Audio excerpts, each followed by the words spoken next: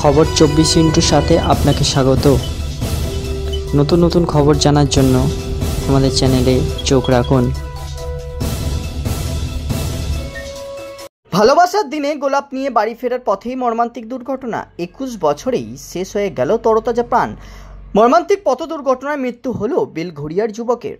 ঘটনাকে কেন্দ্র করে ব্যাপক শোরগোল বেলঘড়িয়া এক্সপ্রেসের সতীন সেন নগরের কাছে।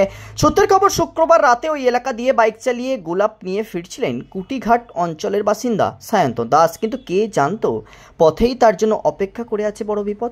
পুলিশ সূত্রের খবর, সায়ন্তন মাথায় কোনো হেলমেট পরে না, বাইকও ছিল অত্যন্ত দ্রুত গতিতে। এদিকে রাত বাড়তেই আবার বেলঘড়িয়া এক্সপ্রেস ওয়েতে শুরু হয়ে যায় দামাল লরির দাপাদাপি। সূত্রের খবর, শুক্রবার রাত 11টা নাগাদ দুই লরির রেসারেসির মধ্যে পড়ে যান সায়ন্তন। চলন্ত বাইক নিয়ে দুটি লরির মাঝখানে ঢুকে গেলেও আর বের হতে পারেননি।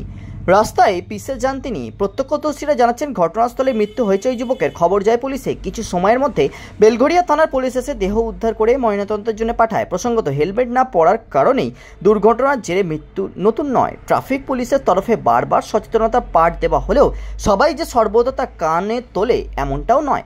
অনেকেই বলছেন, ওই যুবকের সঙ্গে হেলমেট রাখলে হয়তো প্রাণে বেঁচে যেতে পারতেন। যদিও এলাকার অনেকেই বলছেন দোষ আছে লরি দুটোরও। ঘটনায় শোকের ছায়া নেমেছে সায়ন্তনের পরিবারে। শোকের ছায়া এলাকাতেও। ব্যুরো রিপোর্ট, খবর 24।